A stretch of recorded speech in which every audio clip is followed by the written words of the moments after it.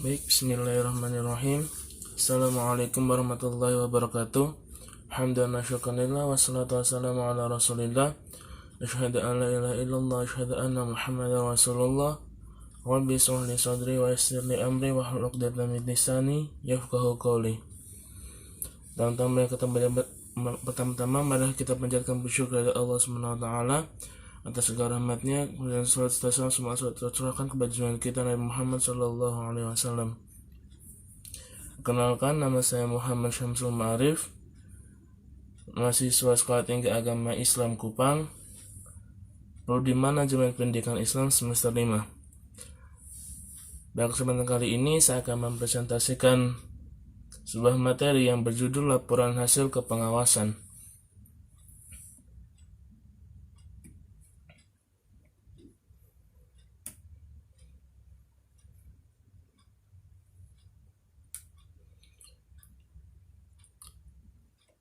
Baik, di sini akan ada 5 poin pembahasan yang akan dibahas. Yang pertama mengenai pengertian, kemudian yang kedua adalah garis besar isi laporan hasil kepengawasan, yang ketiga ada prinsip-prinsip penulisan laporan, yang keempat langkah penyusunan laporan, yang kelima jenis laporan, dan yang terakhir adalah unsur pengawasan yang dilaporkan. Pengertian laporan.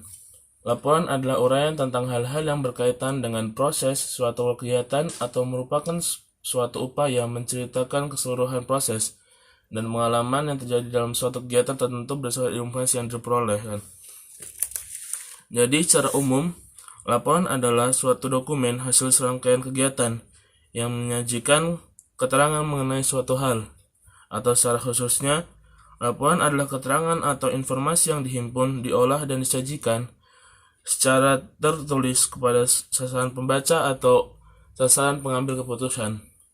Jadi jika dihubungkan dengan laporan hasil kepengawasan, maka dengan demikian laporan hasil kepengawasan menyangkut pendahuluan, kerangka berpikir, dukungan teori, dan sebagainya yang bersifat memperkuat makna laporan yang dilakukan oleh supervisor.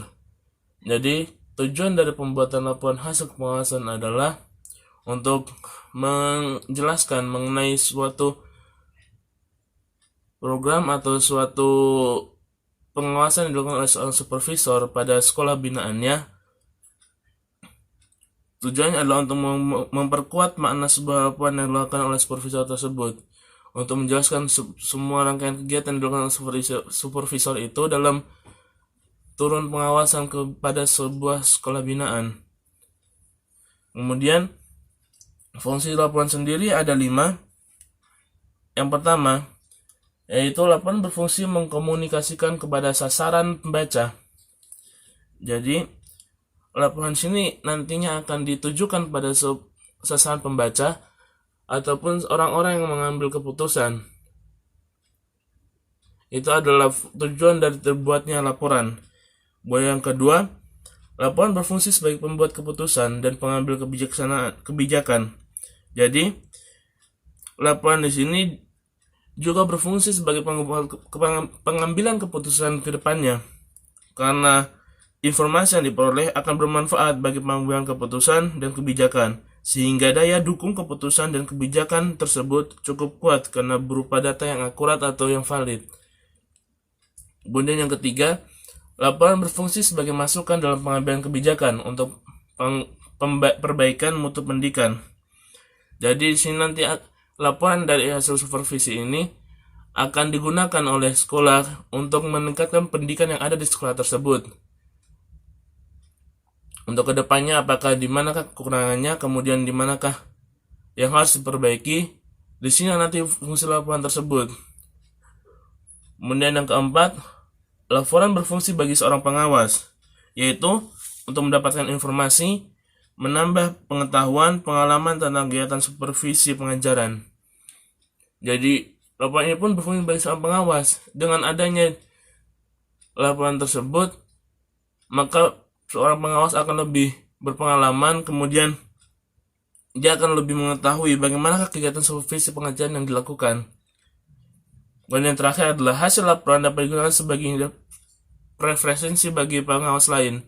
Jadi nantinya laporan yang telah dibuat akan berfungsi juga bagi pengawas lain yang akan melakukan supervisi terhadap suatu sekolah, karena laporan ini dijadikan pijakan bagi kegiatan supervisi yang akan dilakukan oleh pengawas-pengawas yang lain.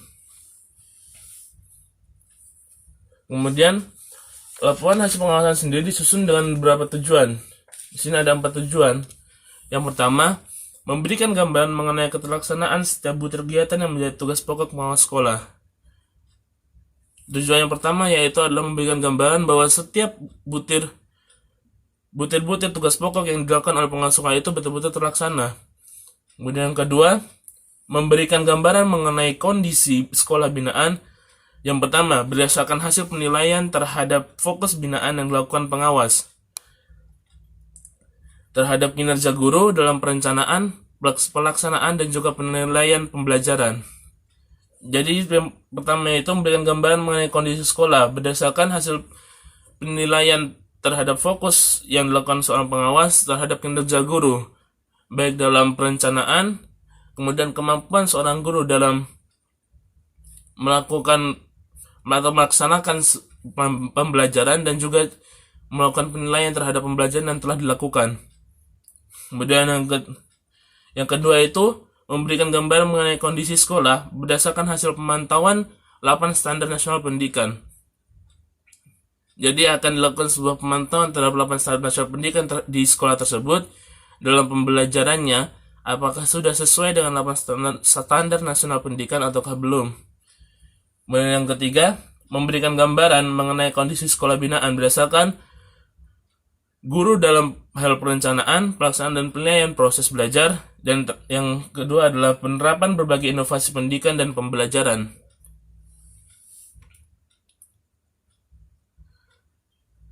Yang ketiga adalah garis besar isi laporan. Pada umumnya, garis besar isi laporan terdiri dari 6 hal. Yang pertama adalah bagian awal. Bagian awal di sini berisi mengenai halaman sampul, kata pengantar, dan daftar isi. Di sini adalah isi dari bagian awal terdiri dari 3, yaitu halaman sampul, kata pengantar, dan juga daftar isi. Yang kedua adalah bagian pendahuluan. Di dalam pendahuluan disajikan hal-hal yang menjadi keinginan pembuat laporan, termasuk faktor yang mendasari timbulnya keinginan tersebut. Jadi dalam pendahuluan ini akan diuraikan secara singkat bagaimanakah keinginan seorang pembuat laporan terhadap sebuah kegiatan tersebut. Seperti dalam halnya supervisor, berarti itu adalah keinginan seorang pengawas dalam melakukan supervisi. Di sini ada 4 hal yang masuk bagian dari pendahuluan. Maaf, ada 5 hal. Yang pertama adalah latar belakang masalah. Latar belakang masalah sendiri adalah merupakan landasan pemikiran secara garis besar, baik secara teoritis dan fakta, serta pengamatan yang menimbulkan minat, berfungsi sebagai informasi untuk membantu pokok permasalahan, berangkat dari hal yang bersifat umum ke khusus. Jadi dalam pembuatan latar belakang masalah ini, dia menjelaskan mengenai landasan atau pemikiran secara garis besar mengapa kegiatan ini dilakukan.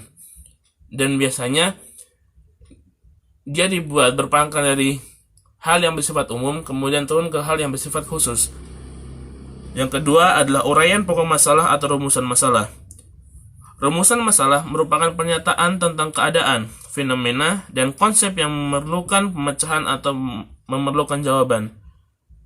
Jadi rumusan masalah sini merupakan pernyataan tentang keadaan yang ada, merupakan konsep-konsep yang akan dipecahkan masalahnya di situ. Yang ketiga adalah metode yang digunakan. Secara umum, metode yang digunakan dalam menghimpun informasi, begitupun juga dalam sebuah hal pengawasan, yaitu berupa observasi, yang kedua wawancara, dan yang ketiga adalah sumber, yang keempat dokumentasi, dan yang kelima adalah angket. Jika seperti halnya kita ingin melakukan sebuah pengawasan terhadap pembelajaran, maka seperti atau supervisi akademik, maka yang dilakukan seperti halnya adalah jika sasarannya adalah murid, maka yang dilakukan caranya adalah angket dan juga observasi.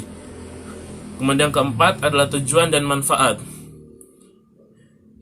Berisi tujuan dan juga manfaat yang akan dilakukan dari sebuah kegiatan. Jadi tujuan kegiatan itu apa, kemudian manfaatnya itu seperti apa. Kemudian yang kelima adalah dasar-dasar teori. Dasar-dasar teori di sini digunakan berasal dari sumber teori dan juga dari hasil penelitian dengan imbangan yang hampir sama sebagai pendukung kerangka berpikir penelitian. Jadi dasar-dasar teori ini berisikan mengenai teori-teori yang mendukung sebuah pengawasan ini dilakukan. Kemudian bagian yang ketiga adalah paparan hasil. Paparan hasil sini adalah bagian inti dari sebuah pembuatan laporan hasil pengawasan, yaitu adalah paparan hasil. Di sini terdiri dari 3 hal. Yang pertama adalah gambaran umum lokasi. Gambaran umum tentang kondisi tempat kegiatan supervisi.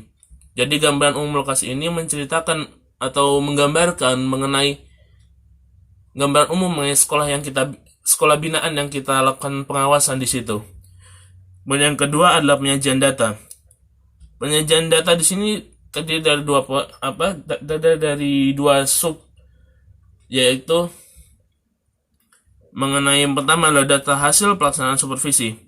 Data yang terkumpul dari suatu kegiatan supervisi disajikan secara lengkap, teratur jelas sehingga mudah diikuti alur pemikirannya, urut sesuai dengan pokok masalah. Kemudian setelah data itu terkumpul semuanya, maka akan dilanjutkan kepada pengolahan data atau menganalisis data. Dan yang pertama dari penyajian data itu data hasil pelaksanaan supervisi. Kemudian yang kedua adalah masalah-masalah yang ditemukan. Selain kita melakukan data hasil pelaksanaan supervisi, selain kita mengumpulkan data hasil pelaksanaan supervisi tersebut, kita juga harus memunculkan masalah-masalah yang ditemukan. Perlu juga digambarkan masalah-masalah yang ditemukan dalam kegiatan tersebut, dalam kegiatan pengawasan yang kita lakukan. Kemudian yang ketiga adalah analisis data. Arti kata analisis adalah memecah, mengurai, kemudian meramukan sedemikian rupa sehingga menghasilkan sesuatu yang berbeda dari semula. Apabila data yang menggunakan data statistik, maka akan memerlukan perhitungan yang melibatkan rumus-rumus statistik. Kemudian bagian yang keempat dari sebuah isi laporan adalah kesimpulan, saran, dan penutup. Kesimpulan sendiri berisi tentang penjelasan yang ada, namun secara ringkas, jelas, dan mudah difahami. Dari kesimpulan di sini, dia berisi secara garis besar isi laporan itu seperti apa. Kemudian saran dan rekomendasi merupakan hasil laporan ini, yaitu hal-hal yang diajukan pembuat laporan. Dan terakhir adalah kata penutup, yaitu digunakan untuk menyampaikan ucapan terima kasih atas selesainya penyusunan laporan dan meminta saran dan kritik pembangunan dari yang bersifat membangun dari seorang pembaca. Bagian yang kelima adalah daftar pustaka, dan yang terakhir adalah lampiran. Lampiran dapat dipakai untuk menjelaskan data atau keterangan yang sifatnya terlalu terperinci, seperti misalnya surat keterangan daftar pertanyaan, daftar angket, gambar, dan juga lain-lainnya. Kemudian prinsip penulisan laporan. Prinsip penulisan laporan sendiri terdiri dari 4 hal. Yang pertama adalah kelengkapan dan ketelitian. Data atau informasi yang diperlukan untuk menyusun suatu kegiatan diusahakan harus lengkap dan teliti dalam mengungkapkan menjadi suatu laporan. Jadi, data yang akan kita susun sebagai laporan hasil pengawasan itu harusnya lengkap sesuai dengan pengawasan yang kita lakukan di lapangan. Untuk itu, data atau informasi yang diperoleh harus akurat dan dapat dipercaya, artinya benar-benar melaporkan keseluruhan aktivitas. Jadi, data yang akan kita jadikan laporan itu haruslah menjelaskan mengenai semua aktivitas yang kita lakukan dalam sebuah pengawasan. Yang kedua adalah mudah dipahami. Laporan yang dibuat diusahakan agar mudah dipahami oleh seorang pembaca atau pengambil keputusan. Yang ketiga adalah menarik dan enak dibaca. Laporan yang disampaikan kepada sasaran pembaca atau pengambil keputusan diusahakan disajikan dalam bentuk yang menarik dan mudah dibaca. karena teknik penyajian yang baik akan membangun daya tarik dan enak dibaca. Seperti misalnya sistematika penulisan, kemudian pengetikan itu diberi garis bawah ataupun cetak tebal agar mempermudah. Yang pertama mempermudah dalam pemahaman, kemudian yang kedua adalah seperti lebih menarik untuk dibaca. Kemudian seperti halnya juga pada data perkembangan yang menggunakan data statistik disajikan dengan bagan tabel, grafik, dan lain-lainnya. Kemudian yang keempat adalah apa adanya sesuai dengan informasi atau data yang diperoleh dari suatu kegiatan, jangan ditambah-tambah ataupun dikurangi. Jadi laporannya itu apa adanya dan hindari intervensi pemikiran pelapor dalam penyusunan laporan. Kemudian yang keempat adalah langkah-langkah pokok penyusunan laporan. Langkah-langkah pokok penyusunan laporan yang pertama adalah membuat kerangka acuan. Di sini kerangka acuan laporan dapat merupakan permintaan dari pimpinan yang telah ditentukan topik, masalah, dan tujuannya. Kemudian yang kedua yaitu membuat daftar tugas. Jadi dalam penyusunan laporan, seorang pembuat laporan tersebut perlu juga membuat urutan-urutan daftar tugas utama yang akan dikerjakan. Kemudian yang ketiga adalah membuat jadwal pelaksanaan tugas.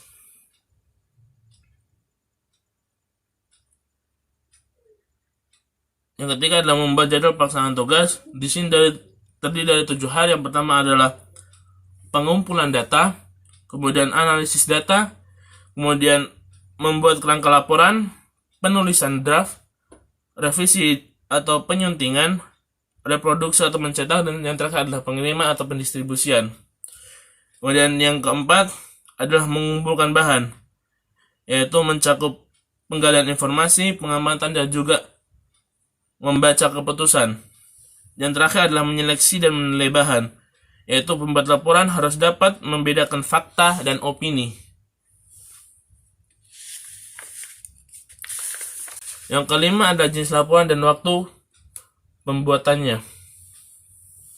Di sini ada 3 jenis laporan. Yang pertama adalah sekolah per semester. Yang kedua adalah seluruh sekolah per semester. Dan terakhir adalah seluruh sekolah tahunan atau laporan tahunan. Yang pertama adalah sekolah per semester, yaitu seorang pengawas sekolah perlu membuat laporan sekolah yang dibina setiap semesternya. Laporan hasil pengawasan adalah sekolah per sekolah ini dibuat setiap akhir semester, yaitu akhir semester 1 sekitar minggu ke-1 bulan Januari, akhir semester 2 sekitar minggu ke-4 bulan Juni setiap pelajaran. Jadi laporan bersekolah per semester ini dibuat setiap semesternya. Jadi jika dihitungkan dalam 1 tahun ajaran, maka ada 2 laporan bersekolah per semester, yaitu adalah pada semester 1 dan semester 2. Yang kedua adalah laporan seluruh sekolah per semester, yaitu pengawas sekolah harus membuat sebuah laporan hasil seluruh sekolah binaan pada setiap akhir semesternya. Pengawas sekolah pun perlu membuat atau mengerjakan rekap laporan dari seluruh sekolah binaannya. Laporan sekolah yang dikerjakan ini dilakukan setelah menyelesaikan laporan per sekolah. Jadi laporan keseluruhan sekolah semester 1 dibuat sekitar minggu ke-1 bulan Januari dan semester 2 sekitar minggu ke-4 bulan Juni setiap tahun pelajaran. Jadi yang kedua adalah laporan seluruh sekolah per semester, yaitu seorang pengawas sekolah membuat sebuah laporan hasil seluruh sekolah binaannya. Laporannya itu dikerjakan setelah kita menyelesaikan sebuah laporan per sekolah. Jadi setelah tahap yang pertama tadi adalah laporan sekolah per semester, lanjutkan kepada tahap yang kedua ini. Pada tahap kedua ini atau jenis yang kedua ini, pada jenis laporan ini terutama berisi mengenai melaporkan hasil belajar atau hasil bimbingan siswa dari rumpun mata pelajaran yang sesuai dengan latar belakang pengawas sekolah yang bersangkutan atau sesuai dengan latar belakang pengawas sekolah yang turun ke sekolah tersebut. Yang ketiga adalah laporan hasil pengawasan sekolah, seluruh sekolah tahunan atau laporan tahunan. Laporan tahunan ini harus diselesaikan sekitar minggu keempat bulan Juni. Di dalam laporan tahunan ini, kita perlu dianalisis dan dievaluasi keberhasilan dan tentu juga perlu juga diungkapkan peluang-peluang yang memungkinkan tercapainya keberhasilan dan juga hambatan-hambatan yang menjadikan ketidakberhasilan. Jadi pada yang tahap ketiga ini, yaitu laporan tahunan ini, dijelaskan kita menganalisis mengenai hal apa saja yang menjadi pemicu keberhasilan dalam pendidikan, kemudian juga hambatan-hambatan yang bisa menyebabkan tidak berhasilnya sebuah proses belajar mengajar di suatu sekolah tersebut. Jadi, setiap pengawas sekolah dalam 1 tahun pelajaran perlu membuat 3 laporan, yaitu laporan sekolah per sekolah binaan, kemudian laporan semester keseluruhan sekolah yang dibina, kemudian ketiga adalah laporan tahunan keseluruhan sekolah dari sekolah-sekolah binaan sekolah masing-masing. Jadi yang pertama adalah laporan dari setiap sekolah per semesternya, kemudian laporan dari seluruh sekolah binaannya, kemudian terakhir adalah laporan tahunan. Kemudian yang terakhir adalah unsur-unsur pengawasan yang dilaporkan. Yang pertama, unsur-unsur hasil pengawasan sekolah per sekolah terdiri dari pertama, menilai hasil belajar atau hasil bimbingan siswa dan kemampuan guru. Yang kedua adalah mengumpulkan dan mengelola data sumber daya pendidikan, proses pembelajaran atau bimbingan siswa. Yang ketiga adalah kita menganalisis hasil belajar atau menganalisis hasil bimbingan siswa. Yang keempat adalah melaksanakan pembinaan kepada guru dan tenaga lainnya di sekolah tersebut. Dan yang terakhir, melaksanakan pembinaan selain proses pembelajaran atau bimbingan siswa. Kemudian yang kedua adalah unsur-unsur hasil pengawasan sekolah. Seluruh sekolah terdiri dari, yang pertama adalah membandingkan laporan hasil pengawasan sekolah dari waktu ke waktu atau antar semester, yaitu semester 1 dan semester 2. Dan kedua, membandingkan laporan hasil pengawasan sekolah antar sekolah binaan.